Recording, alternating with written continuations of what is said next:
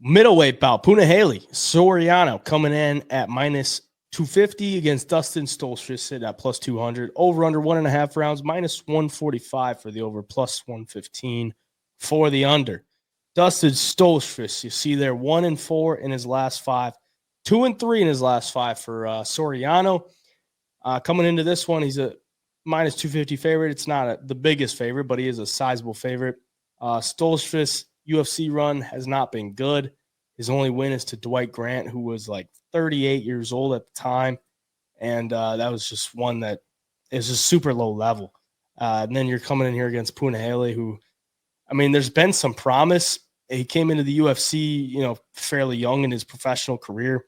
He's losses to Brendan Allen, Nick Maximov, and Roman Kopylov. I give him a pass on the Kopylov and Brendan Allen, but then the Maximov loss is a little concerning. The wins aren't to anybody like great. I mean, he's showed promise with the power. The wrestling offensively is okay. The takedown defense has not looked good. But overall, Stoltzfus just hasn't impressed in any way. So in this one, I can see why the line is that way. But, minus 250 on Soriano at this point. I don't know if I'm going to be jumping off my seat to get it. But what are you thinking? Yeah, it's greasy, man. With Puna, like I was on him against Roman Kopylov because it's before everybody really knew about Roman Kopylov, right? I mean, since then, Kopylov's gone on 3 or 4 fight KO streak and has looked phenomenal. But against Lungiambula, I thought Puna looked very, very good. His power is evident in every single fight. Like the guy swings with ill intent. But against Roman Kopylov, like when he had to take some body shots and stuff, he really, really didn't eat him very well, and he was wearing down. You mix in some grappling with that, I think he wears down even faster, which is what is the main thing concerning me about taking him at this price as such a big favorite or putting him in parlays, because as Stoltzfus, his record looks like absolute garbage. Like you look at it, he's got the win over Dwight Grant, and he did beat Joe Pyfer technically on the Contender Series. That's what's going to say on the record at least. But his losses, Abus Magomedov by KO early in that fight, kind of showed us that maybe he doesn't have the best chin. Gerald Meerschaert submitted him. Rodolfo Vieira submitted him. That's 2 of like the best grapplers in the game right there, as far as strictly jiu-jitsu goes. Like 2 of the best right there. But one thing Stoltzfus does do well is he'll duck under the big shots and he will take guys down at times. He did it 4 times against Gerald Meerschaert. He was able to take down Dwight Grant. So I worry that if Puna doesn't get him out of there in the first round, slows down a little bit, and Dustin can take him to the ground and control him a little bit or just get him tired, it's a whole different fight. It actually gets really, really close, and people are going to be sweating out that big favorite ticket on Soriano here. So for the pick, I'm going to say that Punahele Soriano comes out and finishes him, because I don't have a lot of stock in Stoltzfus at all. But if it gets past the first round, I'm going to be sweating a little bit. Punahele will be the pick. But this could be parlay buster of the week, man. And I hate even saying that with a guy like Stoltzfus, but it's just what I'm seeing when I look at the tape. Yeah, I mean, the concern for Soriano watching the Kopylov fight is just he was so easy to hit. Like it wasn't, you had no game plan. Like once he got hit, he was like, don't know what to do. It's kind of like a deer in the headlights, just get hit again. And it was just super downhill after he started to get hit.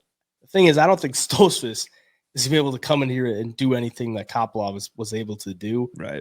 I mean, Soriano is going to be the pick for me. It seems like a bounce back spot for Soriano. I mean, Stoltzfus, I can't imagine, has too many more fights on his contract.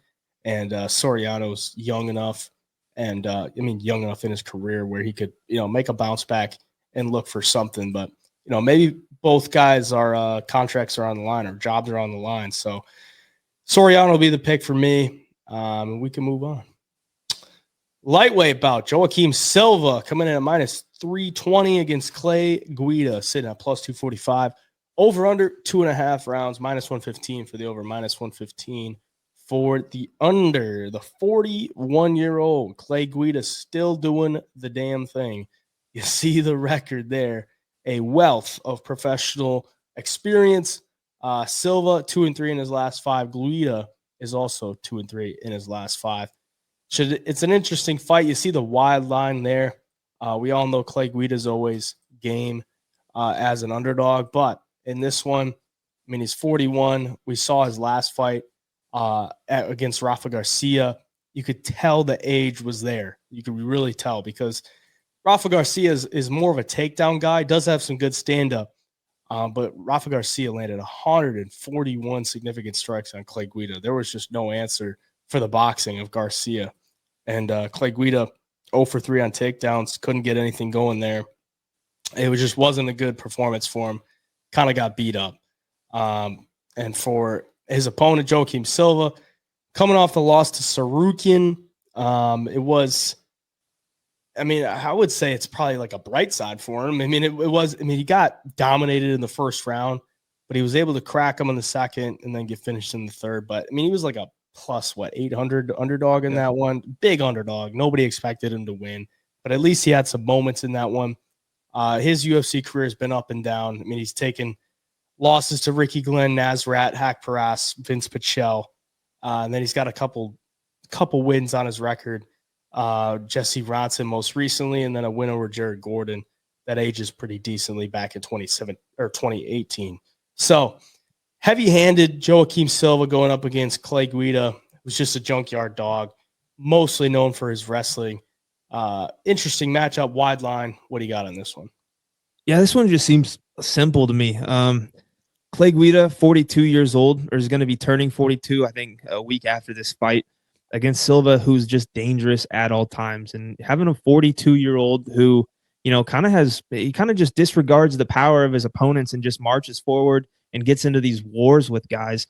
I just don't think at this age it's going to fare well. We saw the power in Silva in his last fight when he about put Sarukian out, and we've seen it in past fights too, where he has knocked guys out. And the big thing for him too, I think his jiu-jitsu is very, very good on the ground. And Clay Guida has been submitted 9 times in his professional career. One as recently as Claudio Puelles, where he caught him in the knee bar. And with Clay, his style is just so wild. I think he puts himself in some of these bad situations. He's just that much of a dog where he wants to get in these wars. He just has no regard for his opponent's strengths, weaknesses. He's just out there fighting the same style at all times. I mean, Rafa Garcia was able to take him to decision and just beat the brakes off him on the feet. And I think Silva is a 10 times more dangerous fighter than Garcia. He could catch him with the power and on the ground. If Clay does want to wrestle, not going to be surprised if he gets caught in something. I'll probably be playing the Silva submission line, just seeing how many times Clay has been submitted and seeing how good Silva's jiu-jitsu truly is. I could see a club and sub, or I can see Guida shooting in for a takedown, somewhere middle to later in the fight, and Silva snatching up the neck, taking the back, something like that. Yeah, so give me Joaquim Silva to win this fight. Love Clay, though. It could be fight of the night, too. You just never know with Clay Guida.